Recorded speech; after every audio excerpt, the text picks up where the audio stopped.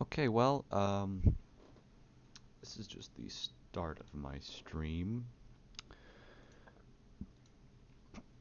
We're gonna be reading the Fossibles #1. Just a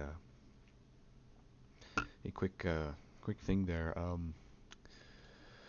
This is the only Fossibles book. I believe there were more planned. There was a movie planned. Nothing came of it, but I live streamed myself reading the introduction and the first few chapters on Twitch. This is just like the little debut that Amazon gives you. It's like up to chapter 7, I think. I read pretty much most of it. Um, OBS, the stream software, crashed in the middle of chapter 7, so I'm just gonna start in the middle. Oh, my microphone's turned off.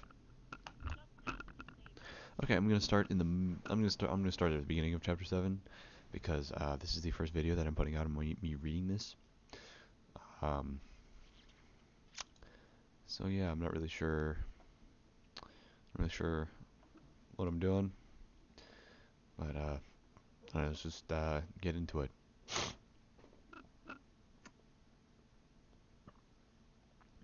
Chapter 7. Growing Up. As the four dinosaurs grew, so did their unique personalities. Each formed their own likes, dislikes, strengths, and weaknesses. Individually, they began to explore the world around them, and each viewed what they saw from their own perspective. So she's essentially the author's this woman, Heather Roncourt. If you don't know, she wrote this for her kids. Um, got it published miraculously, and is now charging $8 for it. Well, $7 on Kindle for it on Amazon. Uh, Normally I'm like all for supporting like authors who or people who want to write something, and all that, but just let me buy this for you so that I can read it to you. Don't Please don't support this author. She doesn't deserve it. Um, from infancy, Joan taught each dinosaur how to speak English.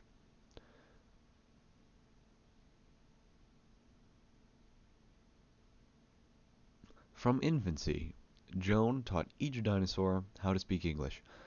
Oh, I think if anyone's just tuning in, I need to explain a couple things. For one, there are two. There's a husband and wife, Clem and Joan Stone. Yes, Clem and Joan Stone. Uh, they moved to Arizona because they decided they didn't like New England. They didn't like the cold because it got interrupted their walks. And they didn't like snowstorms because they interrupted their walks. That's right. Um, so they bought a 75-acre plot of land in outside Phoenix, which I googled, and it's just like natural parks outside of Phoenix. So that didn't. I don't know if they just stole it or what. But anyway, they found these dinosaur eggs, and the dinosaur eggs hatched. And now she's the author is explaining how these dinosaurs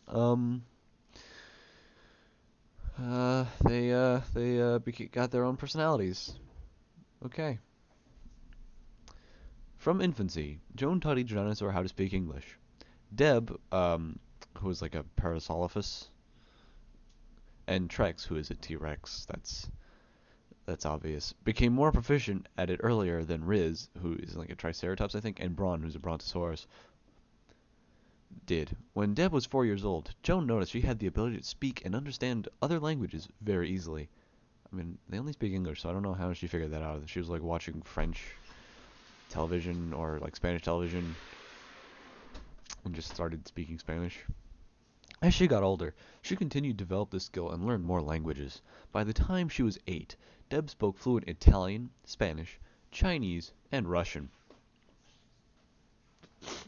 Okay. Um, okay. She continually amazed the entire family with her special language talent. I want the sound of pee. Braun, on the other hand, was known for interjecting lots of cool expressions into his speech that he picked up from television. Utterances like "booyah," "dude," and others flowed off his tongue. Does dude really flow off the tongue? Eventually, he simply created his own slang. Because he's that cool. For example, whenever anyone in the family did something Braun approved of, like passing one of Joan's math tests, oh, so she's homeschooling them, he well, yeah, because like she decided that she would want to keep the dinosaurs away from the scientists so that she could have like they could have free will and not be analyzed and all. It's weird. So she's teaching the math. He signified his approval by looking directly into the eyes of the person he wanted to congratulate and drawling "bona fide" in a very deep voice. Quickly, "bona fide" became his very favorite expression. I'm getting a phone call.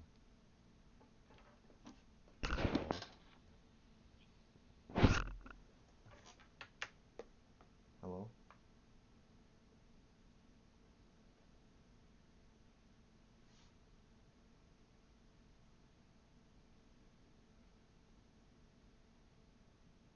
Josh, this isn't funny.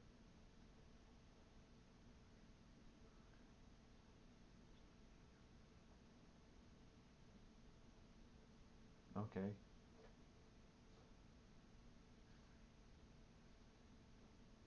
I don't know. I'm live streaming the dinosaur thing. The dinosaur thing.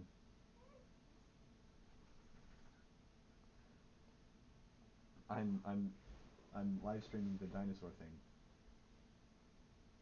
Yeah. I don't know. Probably like none. Yeah. Okay.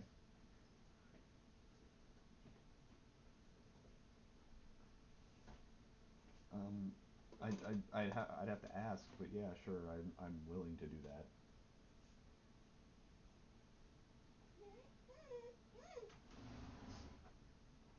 Okay.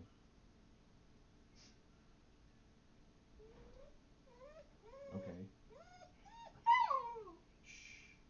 I just took you outside. Okay.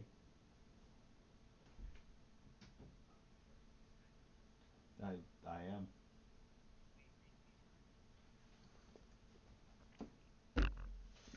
From infancy, are you ready? From infancy, Joan taught each dinosaur how to speak English. Deb and Trex. Okay, Deb is a like a Parasaurolophus, which I'm not really sure what it is, and Trex is a T-Rex, as I'm sure you can assume. Became more proficient at it earlier than Riz and Braun. Riz is a Triceratops, and Braun is a Brontosaurus. When Deb was 4 years old, John noticed that she had the ability to speak and understand other languages very easily. As she got older, she continued to develop this skill and learn more languages. By the time she was 8, Deb spoke fluent Italian, Spanish, Chinese, and Russian. Yes. Was that Josh Dam? Yeah. Oh my god. So, tell Josh You Dam can't hi. look away. You can't look away. Yeah. Yeah.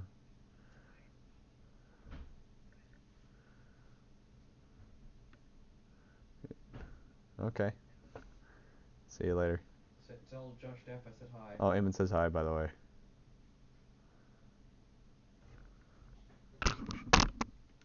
Okay, sorry, hit the microphone there. Do I have any viewers? You have to respond I to have me. a viewer. Hello, my viewer. I'm sorry about that. I had a phone call in the middle of my live stream. This is very professional. What did Josh Dam want from you, Charlie? I'll tell you later. Alright. Ba, ba, ba. Quickly, bona fide. That's how I'm gonna say it now. Became his very favorite expression, and he said it many, many times throughout the day. A fact that drove Deb crazy. Mom, it's so hard to concentrate on schoolwork with him constantly saying bona fide. Plus, it doesn't even make any sense. Deb stammered. Oh, it doesn't make any sense, Deb. Well, it makes more sense than listening to you talk Russian like a damn "Commie bastard, and not understanding one word you say," growled Braun. "You think you're so smart. In case you haven't noticed, we speak English in this house, and bona fide is an English word." I think I explained this in my live stream earlier. It's two words, and it means good faith in Latin. So not only is it a word, it is two words, and it is in Latin, not English. I don't think Braun is all that intelligent. "I've just changed it a little to reflect the fact that we're dinosaurs." They're self-aware that they're dinosaurs. They don't think they're like people. But so how does she explain that? Like, "Honey, I've gotta explain something to you." "What is it, Mom?" "Everyone like you is dead." "Oh, that doesn't seem like a very nice conversation to have." "Many of whom are, unfortunately, just nameless bones assembled in museums. That's why I spell it Bonea."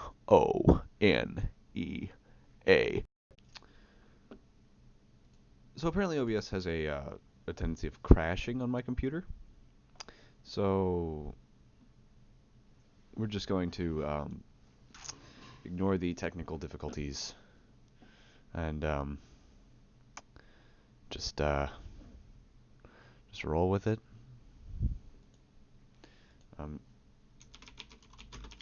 Thanks for watching, viewer.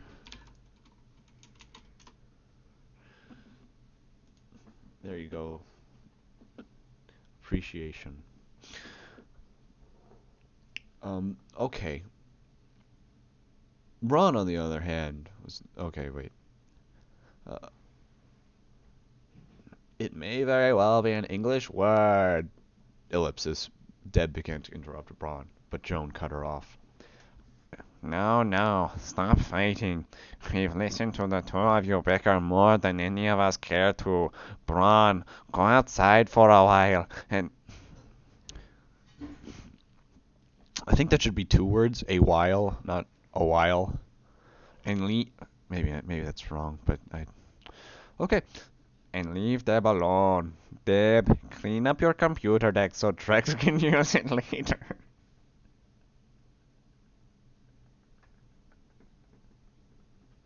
I'm just imagining this Tyrannosaurus at a computer going and like looking up pictures of steaks and shit and just like wrecking it because he gets distracted. No, I imagine him not being able to use Yeah, just like having his fingers like and the keys just destroying it. And he just not even being able yeah. to reach it. Yeah, and Joan is just like, "Okay, well, I guess that's another keyboard. That's why we buy these things in bulk." And then Braun tries to sit down and the chair just breaks. Oh.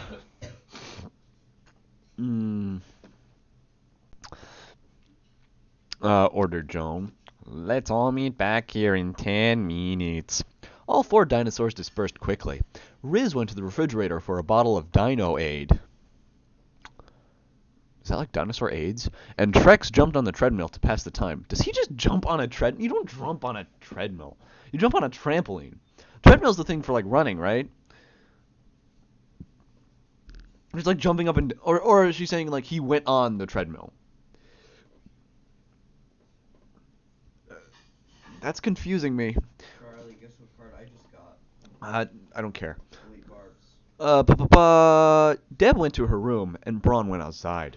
That's how life was for the four dinosaurs and their parents. Joan homeschooled them and split the group up, or called a break, whenever they weren't getting along.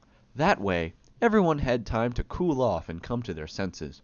Joan was determined not to let the rifts between the four dinosaurs take control of her home or her schooling agenda. It's like the homosexual agenda, but with education. Joan and Clem worked very hard at making sure that all four of their dinosaurs respected and protected each other. In homeschool, the dinosaurs learned subjects like English, math, history, science, and geography. Joan also taught them all about their dinosaur ancestors and what the Earth was like in prehistoric times. I assume that would interest them. Most importantly, Joan and Clem taught their kids strong personal values, like not being a homosexual communist, honesty, integrity, trust, acceptance, helping others, kindness, and so much more. From the beginning, Joan and Clem explained to the dinosaurs that they were different from human kids. You'd think they'd notice.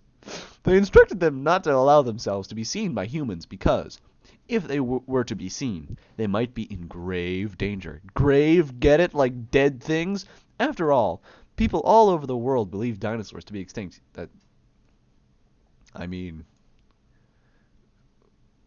yeah. If their existence became known, everyone would want a piece of them. I want a piece of that dinosaur ass, yeah. Especially scientists who would examine them, analyze their DNA, control their environment, poke and prod, and, worst of all, treat them like dinosaurs instead of human-like kids they'd become. Okay. Okay. Okay. This is. I'm just asking if the author understands what a dinosaur, what a scientist, not a dinosaur, what a scientist does. So the dinosaurs relied on the internet and chat rooms to make contact with human kids. I'm just imagining them in like an online chat room going like ASL, 8, uh, dinosaur, Arizona. I'm assuming the furries would be into that. Yeah, chat rooms not seem like the best place for them. They'll run into a lot of people who want to bang them. Pedophilic furries, that's... Ooh. Cyberspace became their primary communication tool. Each could talk to as many kids as they wanted, and not one of the human kids realized they were actually talking to a live dinosaur living a pretty cool life somewhere in Arizona. I mean, on the internet, no one knows you're a dog. When the dinosaurs weren't studying, they watched TV, exercised, surfed the net, or roughhoused with each other. You'd think Trex would always win. You'd think Trex would always win. Unless they're doing like by wrestling rules, in which case they have to pin each other. In which case, he's never gonna win. But if they were like eating each other, yeah, he'd just destroy. However, because roughhousing caused major damage to the interior of the Stones' home, as you would expect, I mean, they weigh several tons. The dinosaurs were instructed to go outside if they wanted to play like that. Ooh. Trex and Braun were often found hanging around Clem's motorcycle repair shop and learning how mechanical things work. Lots of times, the two of them lifted weights in a makeshift gym Clem constructed for them out the side of the house. Just imagine Clem, Trex going, tiny little T-Rex arms. It's like 2-pound weights. And Braun's just like eating them. They're just eating the weights. Braun developed a real fondness for all kinds of music. So just like music. No specific type, just... Oh, especially island music. What? Just he likes calypso. He'd play CDs in the living room and dance. The fucking brontosaurus. Those... Let me... Brontosaurus. How big are these things? They're like trees. They're like as tall as trees. They're pretty big. Yes, they are large. They are yeah, they are very large. Okay. That's good to know that he can dance. Okay. Slow, cumbersome, and intent on moving to the music, he'd dance for hours on end. When he get tired, on days when he played fast music, his huge, unwieldy tail whipped and whipped around, knocking everything off the coffee table in front of the TV. Regardless, Braun kept dancing, because he's a messy fuck. Riz always prepared for the future she envisioned for herself. She wanted to be the first dinosaur on a TV talk show. God damn it. Consequently, she always rehearsed in preparation for the day she'd be discovered, quote unquote, and her dream would become a reality. From the living room, Braun Trex would hear Riz introducing herself to an imaginary guest audience seated in her bedroom. Ladies and wait, what's Riz's voice? We did Deb, what's Riz? Ladies and gentlemen, please welcome the world-renowned Riz. The world-renowned. That's not world-renowned, it's world-renowned. She said loudly, on today's show, Riz will discuss the latest fashions in the world's #1 supermodel. She continued giggling.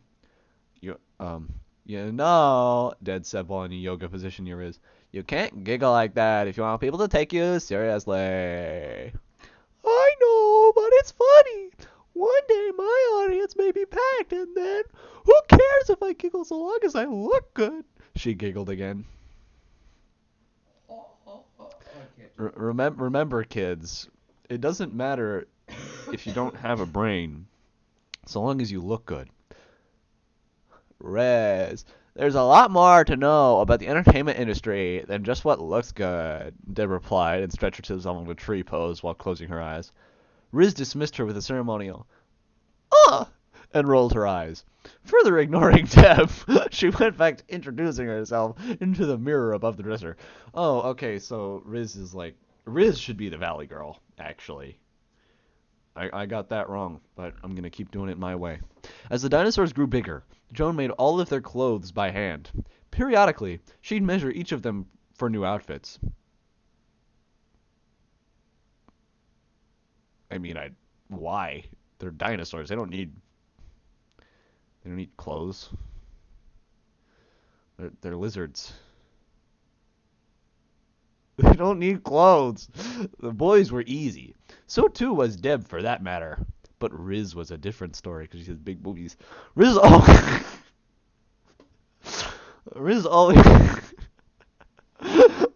Oh, the cover is my source on that. Yeah, there you go. Big dino boobies. Wait, what? Yeah, there's the cover, Eamon. Covers big dino boobies. Oh. She's got dino boobies.